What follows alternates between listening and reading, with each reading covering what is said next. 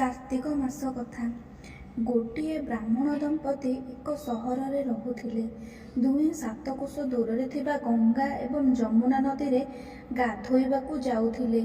ବ୍ରାହ୍ମଣଙ୍କ ପତ୍ନୀ ଏତେ ଦୂର ଯାତ୍ରା କରିବା ପରେ ଥକି ଯାଉଥିଲେ। ଦିନେ ସେ ତାଙ୍କ ସ୍ୱାମୀଙ୍କୁ କହିଲେ ଯେ ଆମର ପୁଅ ଥିଲେ କେତେ ଭଲ ହୋଇଥାନ୍ତା। ପୁଅର ବୋହୂ ଆସିଥାନ୍ତା। ଆମେ ଘରକୁ ଫେରିବା ପରେ ଖାଦ୍ୟ ରାନ୍ଧିବାକୁ ପଡ଼ିନଥାନ୍ତା ଏବଂ ବୋହୂ ମଧ୍ୟ ଘରର ସବୁ କାମ କରିଦେଇଥାନ୍ତା। ତାଙ୍କ ପତ୍ନୀ କଥା ଶୁଣିବା ପରେ ବ୍ରାହ୍ମଣ କହିଲେ ଯେ ତୁମେ ଠିକ୍ କଥା କହିଲ, ମୁଁ ତୁମ ପାଇଁ ଏକ ବୋହୂ ଆଣିବି। ବ୍ରାହ୍ମଣ ବ୍ରାହ୍ମଣୀକୁ କହିଲେ ଏକ ପୁଟୁଳିରେ କିଛି ଅଟା ଦେଇ ସେଥିରେ କିଛି ସୁନା ମୋହର ରଖିବାକୁ କହିଲେ। ବ୍ରାହ୍ମଣଙ୍କ କହିବା ଅନୁଯାୟୀ ସେ ପୁଟୁଳି ବାନ୍ଧି ତାଙ୍କୁ ଦେଲେ ଏବଂ ବ୍ରାହ୍ମଣ ସେହି ପୁଟୁଳିକୁ କାନ୍ଧରେ ପକାଇ ଚାଲିଗଲେ। ବ୍ରାହ୍ମଣ ଯାତ୍ରା ସମୟରେ ଯମୁନା କୂଳରେ ବହୁତ ସୁନ୍ଦର ଝିଅମାନଙ୍କୁ ଦେଖିଲେ। ସେ ବାଲିରେ ଘର ନିର୍ମାଣ କରି ଖେଳୁଥିଲେ ଆଉ କିଛି ସମୟ ପରେ ତାକୁ ଭାଙ୍ଗି ଦେଉଥିଲେ। ଜଣେ ଝିଅ କହିଲା, ମୁଁ ମୋର ଘର ନଷ୍ଟ କରିବି ନାହିଁ। ମୁଁ ଚାହୁଁଛି ଏଇ ଘରଟି ରହୁ। ପରିଶ୍ରମ କରି ତିଆରି କରିଥିବା ଘର ଭାଙ୍ଗିବା ଭାରି କଷ୍ଟ। ଝିଅଟିର କଥା ଶୁଣିବା ପରେ ବ୍ରାହ୍ମଣ ତାଙ୍କ ମନରେ ଭାବିବାକୁ ଲାଗିଲେ ଯେ ଏହି ଝିଅଟି ତାଙ୍କ ବୋହୂ ହେବା ପାଇଁ ଉପଯୁକ୍ତ। ଯେତେବେଳେ ଝିଅଟି ଚାଲିବାକୁ ଆରମ୍ଭ କଲା, ବ୍ରାହ୍ମଣ ମଧ୍ୟ ତାକୁ ଅନୁସରଣ କରି ତାଙ୍କ ଘରକୁ ଗଲା। ସେଠାକୁ ଯାଇ ବ୍ରାହ୍ମଣ ଝିଅକୁ କହିଲା, ଝିଅ, କାର୍ତ୍ତିକ ମାସ ଚାଲିଛି, ସେଥିପାଇଁ ମୁଁ କାହାର ଘରେ ଖାଦ୍ୟ ଖାଏ ନାହିଁ। ମୁଁ ମୋ ସହିତ କିଛି ଅଟା ଆଣିଛି। ତୁମେ ତୁମ ମାଆଙ୍କୁ ପଚାର କି ସେ ଏହି ଅଟାରେ ମୋ ପାଇଁ 4ଟି ରୁଟି ତିଆରି କରିଦେବେ କି? ଯଦି ସେ ମୋ ଅଟାରେ ରୁଟି ତିଆରି କରିବେ ତେବେ ମୁଁ ରୁଟି ଖାଇବି। ଝିଅ ଯାଇ ତା ମାଆଙ୍କୁ ଏସବୁ କହିଲା। ମା କହିଲେ, ଯଦି ବ୍ରାହ୍ମଣ ଦେବ ଆମ ଘରେ ଖାଇବାକୁ ଚାହୁଁନାହାନ୍ତି ତେବେ ଯାଇ ବ୍ରାହ୍ମଣ ଦେବଙ୍କ ପାଖରୁ ଅଟା ଆଣ, ମୁଁ ରୁଟି ତିଆରି କରିଦେବି। ଝିଅଟି ବ୍ରାହ୍ମଣ ପାଖରୁ ଅଟା ଆଣି ମାଆଙ୍କୁ ଦେଲା। ଯେତେବେଳେ ସେ ଅଟାର ପୁଟୁଳିକୁ ଖୋଲିଲେ, ଅଟା ଭିତରୁ ସୁନା ମୋହର ଖଣ୍ଡଗୁଡ଼ିକ ବାହାରିଲା। ସେ ଭାବିବାକୁ ଲାଗିଲେ ଯେ ଯଦି ବ୍ରାହ୍ମଣଙ୍କ ଅଟା ପୁଟୁଳିରେ ଏତେ ସଂଖ୍ୟକ ସୁନା ମୁଦ୍ରା ଅଛି, ବ୍ୟକ୍ତିଙ୍କ ଘରେ କେତେ ସୁନା ମୁଦ୍ରା ଥିବ। ଯେତେବେଳେ ବ୍ରାହ୍ମଣ ଖାଇବାକୁ ବସିଲେ, ଝିଅର ମା ବ୍ରାହ୍ମଣଙ୍କୁ ପଚାରିଲେ, ତୁମର ପୁଅ ଅଛି କି? ତୁମ ପୁଅ ସେହି ପୁଅକୁ ବିବାହ ବନ୍ଧନରେ ଆବଦ୍ଧ କରିବାକୁ ଚାହୁଁଛ କି? ଏହା ଶୁଣି ବ୍ରାହ୍ମଣ କହିଲେ, ମୋ ପୁଅ କାଶୀକୁ ପଢ଼ିବାକୁ ଯାଇଛି। ଆମର ଅମାପ ସମ୍ପତ୍ତି। ଭୋଗ କରିବାକୁ ସେହି ଗୋଟେ ପୁଅ। ଗୋଟେ ଭଲ ଝିଅଟିଏ ଖୋଜୁଛି। ମିଳିଗଲେ ସାଙ୍ଗରେ ମୋ ସହିତ ଘରକୁ ନେଇଯିବି। ପୁଅ ଆସିଲେ ତା ସହିତ ବିବାହ କରାଇଦେବି। ତୁମ ଝିଅ ମୋର ଭାରି ପସନ୍ଦ ଆସିଛି। ଯଦି ତୁମର କିଛି ଆପତ୍ତି ନଥାଏ ତେବେ ମୁଁ ଝିଅକୁ ମୋ ସାଙ୍ଗରେ ନେଇଯିବି। ଝିଅଟିର ମା କହିଲା, ଠିକ୍ ଅଛି ବ୍ରାହ୍ମଣ ଦେବ, ମୋ ଝିଅ ଆପଣଙ୍କ ଘରର ବୋହୂ ହେଲେ ତାର ଭାଗ୍ୟ ବଦଳିଯିବ ଏବଂ ତାଙ୍କୁ ବ୍ରାହ୍ମଣଙ୍କ ସହ ପଠାଇଦେଲେ। ବ୍ରାହ୍ମଣ ଘରକୁ ଆସି କହିଲେ, ରାମୁଙ୍କ ମା, କବାଟ ଖୋଲ। ଦେଖ, ମୁଁ ତୁମ ପାଇଁ ବୋହୂ ଆଣିଛି।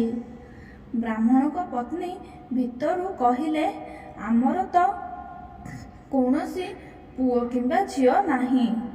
ତେଣୁ ବୋହୂ କେଉଁଠୁ ଆସିଲା? ଦୁନିଆ ତ ମୋତେ ଯାହା ଥଟ୍ଟା କରୁଥିଲା, ବର୍ତ୍ତମାନ ତୁମେ ମଧ୍ୟ ଥଟ୍ଟା କରିବା ଆରମ୍ଭ କରିଦେଲ। ବ୍ରାହ୍ମଣ କହିଲେ, ତୁମେ କବାଟ ଖୋଲ ଏବଂ ଦେଖ। ଯେତେବେଳେ ବ୍ରାହ୍ମଣୀ କବାଟ ଖୋଲିଲେ, ସେ ଦେଖିଲେ ତାଙ୍କ ବୋହୂ ସାମ୍ନାରେ ଠିଆ ହୋଇଛନ୍ତି। ସେ ତାଙ୍କ ବୋହୂଙ୍କୁ ସ୍ୱାଗତ କରି ସମ୍ମାନର ସହିତ ଘରକୁ ନେଇଗଲେ। ବର୍ତ୍ତମାନ ଯେତେବେଳେ ବ୍ରାହ୍ମଣ ତାଙ୍କ ପତ୍ନୀଙ୍କ ସହ ନଦୀରେ ଗାଧୋଇବାକୁ ଗଲେ, ବୋହୂ ଘରର ସମସ୍ତ କାର୍ଯ୍ୟ କରିଦେଉଥିଲେ। ସେ ସେମାନଙ୍କର ପୋଷାକ ଧୋଇବା ଏବଂ ରାତିରେ ହାତ ଓ ପାଦ ମଧ୍ୟ ଦବାଇ ଦିଏ। ଅନେକ ଦିନ ଏହିପରି ଗଲା। ବ୍ରାହ୍ମଣ ତାଙ୍କ ବୋହୂଙ୍କୁ କହିଲେ, ତୁ ଚୁଲିରୁ କେବେ ନିଆଁ ଲିଭାଇବାକୁ ଦେବୁ ନାହିଁ ଏବଂ ହାଣ୍ଡିରେ ଥିବା ଜଳକୁ କେବେ ଖାଲି କରିବୁ ନାହିଁ। କିନ୍ତୁ ଦିନେ ହଠାତ୍ ଚୁଲିରୁ ନିଆଁ ଲିଭିଗଲା। ଏହା ଦେଖି ବୋହୂ ପଡ଼ୋଶୀ ପାଖକୁ ଦୌଡ଼ିଗଲେ ଏବଂ କହିଲେ ଯେ ମୋ ଚୁଲିରେ ନିଆଁ ଲିଭିଯାଇଛି ଏବଂ ମୋତେ କିଛି ନିଆଁ ଦରକାର। ମୋ ଶାଶୁ ଶ୍ୱଶୁର ସକାଳୁ 5ଟାରୁ ଯାଇଛନ୍ତି। ସେ କ୍ଳାନ୍ତି ହୋଇ ଘରକୁ ଆସିବେ, ତେଣୁ ମୋତେ ତାଙ୍କ ପାଇଁ ଖାଦ୍ୟ ରାନ୍ଧିବାକୁ ପଡ଼ିବ। ଏହା ଶୁଣି ପଡ଼ୋଶୀ କହିଲା, ତୁମେ ପାଗଳ ହୋଇଯାଇଛ। ଏହି 2 ଜଣ ମିଶି ତୁମକୁ ପାଗଳ କରୁଛନ୍ତି। ତାଙ୍କର କୌଣସି ପୁଅ ନାହିଁ, ସେମାନେ ନିଃସନ୍ତାନ। ବୋହୂ କହିଲା, ନା, ଏମିତି କୁହ ନାହିଁ। ସେମାନଙ୍କ ପୁଅ କାଶୀକୁ ପଢ଼ିବାକୁ ଯାଇଛନ୍ତି। ଏହା ଶୁଣି ପଡ଼ୋଶୀ କହିଲେ ଯେ ସେ ମିଛ କହି ତୁମକୁ ଆଣିଛନ୍ତି। ମୋତେ ବିଶ୍ୱାସ କର, ତାଙ୍କର କୌଣସି ପୁଅ ନାହିଁ। ଏବେ ବୋହୂ ପଡ଼ୋଶୀଙ୍କ ବାର୍ତ୍ତାଳାପରେ ଜଡ଼ିତ ହୋଇ କହିଲା, ବର୍ତ୍ତମାନ ତୁମେ ମୋତେ କୁହ, ମୁଁ କ'ଣ କରିବି? ପଡ଼ୋଶୀ କହିଲା, କ'ଣ କରିବା ଉଚିତ? ଯେତେବେଳେ ତୁମ ଶାଶୁ ଏବଂ ଶ୍ୱଶୁର ଆସିବେ, ତାଙ୍କୁ ପୋଡ଼ି ଯାଇଥିବା ରୁଟି ପ୍ରସ୍ତୁତ କରି ବିନା ଲୁଣର ଡାଲି ଦିଅ। କ୍ଷୀରରେ ଲୁଣ ଆଉ ଭାତରେ ଚିନି ପକାଇ ସେମାନଙ୍କୁ ଦିଅ। ପଡ଼ୋଶୀ ତାଙ୍କୁ ଏହିପରି କରିବା ପାଇଁ ଶିକ୍ଷା ଦେଲେ। ତାପରେ ଯେତେବେଳେ ତାଙ୍କ ଶାଶୁ ଏବଂ ଶ୍ୱଶୁର ଘରକୁ ଆସିଲେ, ସେ ସେମାନଙ୍କୁ ସମ୍ମାନ କଲା ନାହିଁ କିମ୍ବା ସେମାନଙ୍କ ପୋଷାକ ମଧ୍ୟ ଧୋଇଲା ନାହିଁ।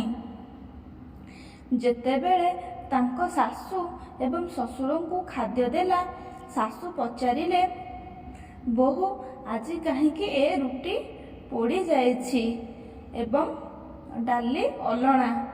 ତାପରେ ବୋହୂ ବୁଲି ପଡ଼ି କହିଲା, ଯଦି ତୁମେ ଦିନେ ଏପରି ଖାଦ୍ୟ ଖାଅ, ତୁମର ଖରାପ ହେବ ନାହିଁ।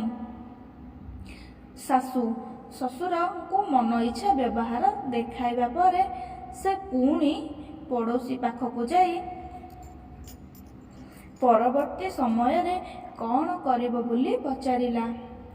ପଡ଼ୋଶୀ କହିଲେ, ତୁମେ ତୁମ ଶାଶୁ ଶ୍ୱଶୁରଙ୍କୁ 7ଟି କୋଠରୀର ଚାବି ମାଗ। ପରଦିନ ଯେତେବେଳେ ସେମାନେ ଗାଧୋଇବାକୁ ଗଲେ, ବୋହୂ ଜିଦ୍ ଧରି ବସିଲା ଯେ ସମସ୍ତ 7ଟି କୋଠରୀର ଚାବି ମୋତେ ଦିଅ। ତାପରେ ଶ୍ୱଶୁର ବାଧ୍ୟ ହୋଇ ଚାବି ମଧ୍ୟ ଦେଲେ। ଶାଶୁ ଶ୍ୱଶୁର ଚାଲିଯିବା ପରେ ବୋହୂ କବାଟ ଖୋଲି ଦେଖିଲା ଯେ କିଛି ଖାଦ୍ୟରେ ଭରପୁର, କିଛି ଟଙ୍କା ଭର୍ତ୍ତି ହୋଇଛି ଏବଂ କିଛି ବାସନ ଆଲମାରିରେ ପଡ଼ିଛି। ଯେତେବେଳେ ସେ 7ମୀ କୋଠରୀ ଖୋଲିଲେ, ସେ ଦେଖିଲେ ଯେ ଶିବ, ପାର୍ବତୀ, ଗଣେଶ, ମାତାଜୀ, କାର୍ତ୍ତିକ ଠାକୁର, ରାୟ ଦାମୋଦର, ତୁଳସୀ, ଗଙ୍ଗା ଯମୁନା ଏବଂ 33 କୋଟି ଦେବତା ଏବଂ ଦେବୀ ଉପସ୍ଥିତ ଅଛନ୍ତି। ସେଠାରେ ଏକ ବାଳକ ଏକ ଚନ୍ଦନ ଚୌକି ଉପରେ ବସି ମାଳ ଜପ କରୁଛି। ଏସବୁ ଦେଖି ସେ ପିଲାଟିକୁ ପଚାରିଲା, ତୁମେ କିଏ? ତାପରେ ପିଲାଟି କହିଲା, ମୁଁ ତୁମର ସ୍ୱାମୀ। ବର୍ତ୍ତମାନ କବାଟ ବନ୍ଦ କର। ମୋ ପିତାମାତା ଆସିବା ପରେ କବାଟ ଖୋଲିବ। ଏସବୁ ଦେଖି ବୋହୂ ବହୁତ ଖୁସି ହେଲେ ଏବଂ 16 ଶୃଙ୍ଗାର କରିବା ପରେ ସୁନ୍ଦର ପୋଷାକ ପିନ୍ଧି ନିଜ ଶାଶୁ ଶ୍ୱଶୁରଙ୍କୁ ଅପେକ୍ଷା କରିବାକୁ ଲାଗିଲେ। ସେ ତାଙ୍କ ଶାଶୁ ଏବଂ ଶ୍ୱଶୁରଙ୍କ ପାଇଁ ଭଲ ଖାଦ୍ୟ ପ୍ରସ୍ତୁତ କରିଥିଲେ। ଯେତେବେଳେ ତାଙ୍କ ଶାଶୁ ଏବଂ ଶ୍ୱଶୁର ଘରକୁ ଆସିଲେ, ସେ ସେମାନଙ୍କୁ ସମ୍ମାନ ଜଣାଇ ସେମାନଙ୍କୁ ପ୍ରେମ ସହିତ ଖାଇବାକୁ ଦେଲେ ଏବଂ ସେମାନଙ୍କ ହାତ ଗୋଡ଼କୁ ଦବାଇବାକୁ ଆରମ୍ଭ କଲେ।